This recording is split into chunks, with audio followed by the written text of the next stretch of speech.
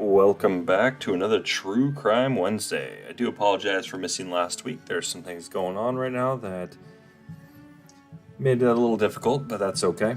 I'm back tonight, and tonight we are going to be discussing the Maggie Long case yet again. This is one that's been actually getting quite a bit of reviews and requests to do this case again. And as promised, I was going to come back to it. So, tonight it's going to be somewhat of a shorter show because I'm still exploring some of these things about the details I'm finding here. But we're going to be looking at the crime scene again. Not just any part of the crime scene, really, because we're going to be looking at the tracks. We're going to be looking at the path of travel it looks that Maggie may have actually taken. Now, not just that, though. We're also going to be looking at a series of footprints. Now, a few of these things we can go and deduce from that. We're going to be able to go and get shoe size. Now, we could assume, okay, these could be firefighters, these could be the police officers that arrived on scene. That's all fair, except they're completely muddy. So there's going to be a few things we're going to be doing. We're going to be exploring. I have to go and take a look at the weather. I have to go take a look at all sorts of other things. Other factors are going to play huge details as to basically explain what the ground was like in the area. Now, after firefighters got there, of course, there's going to be water used, more than likely at least.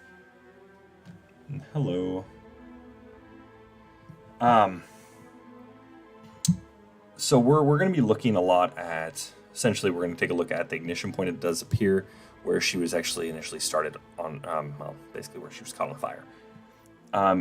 It is going to get a little disturbing, so I'm going to be rushing through this at a pretty decent pace. So if anybody has any questions, please hit me up in the chat. Let's talk. Like I said, if I'm going too fast, let me know. But without further ado, let's just pop right on in.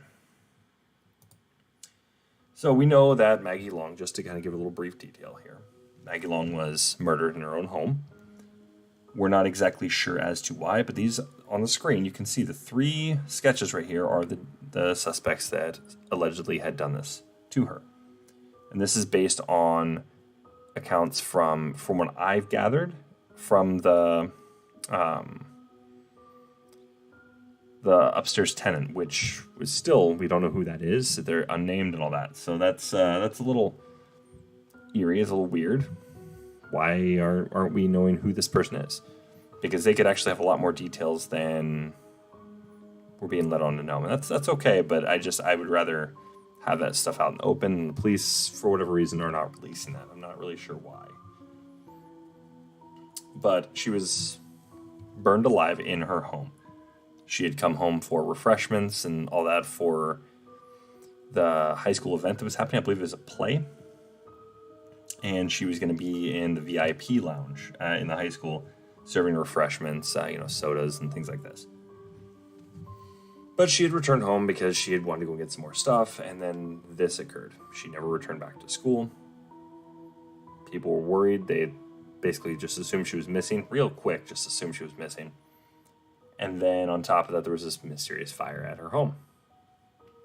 And essentially the public wasn't really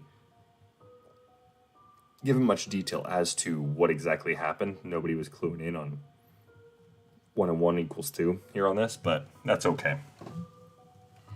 But that's the narrative, what we're being told. This is Maggie Long's home. As you can see, it's a pretty good size home. Pretty good size. And it's got a very long driveway. So this is not just your average, home invasion / robbery thing. Like, this isn't that. There's more to it than this. This is a long driveway. This is people knew this. These people had money. I mean, not to mention the whole fact that it literally said Long Ranch on their gate.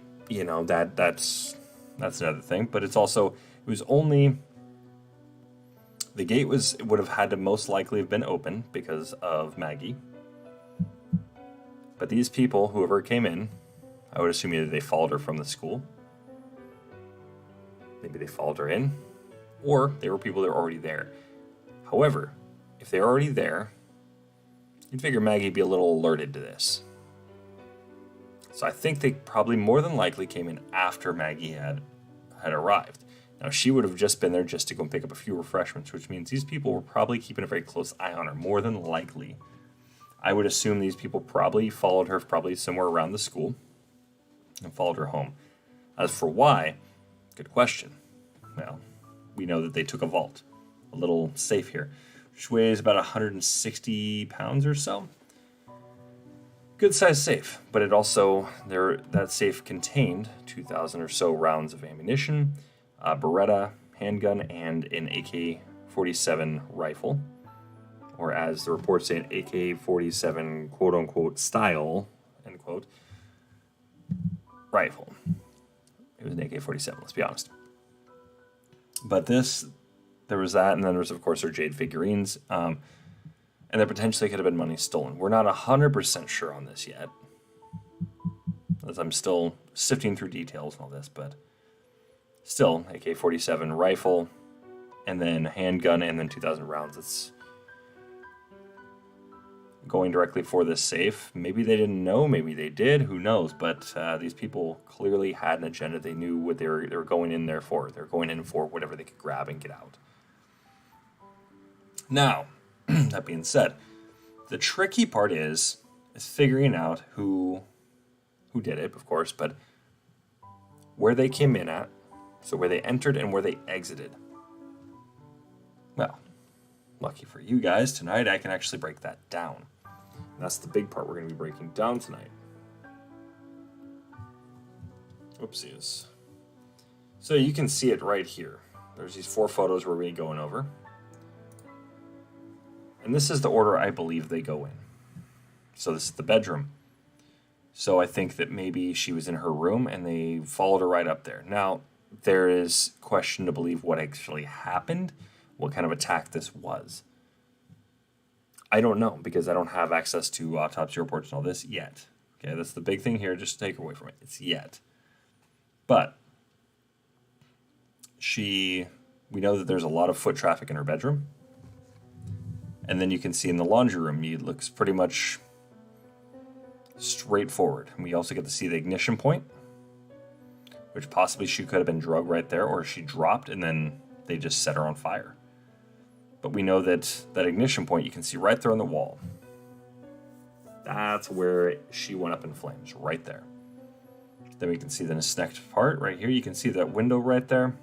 There's only a few different spots in the house, and this is the only one that actually matches. Perfectly matches. So we're looking at this window right here.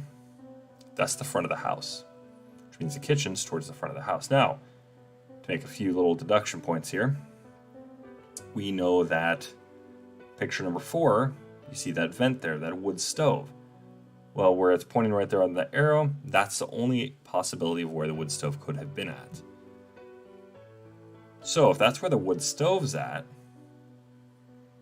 then you can start putting pieces together that they went out most likely through the back door, because you see the foot traffic there. It appears to go out toward the back. So then we get our exit. Wherever the door is back there, that's where they exited from. But why from back there?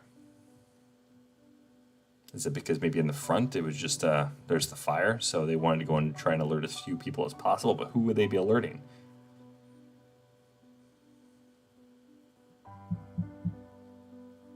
So there's that first part.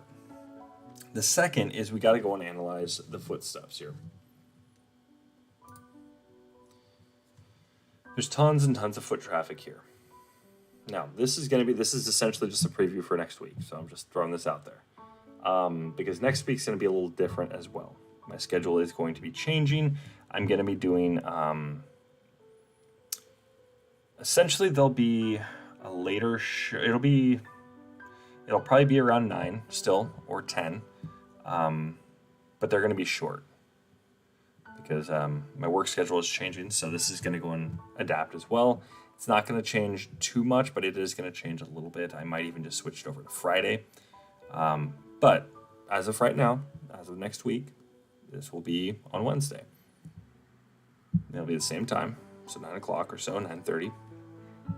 But this is what we're going to be covering next week. is going to be the footsteps. I'm actually going to start breaking them down, get the foot sizes, all this, the weather. We're going to break that down.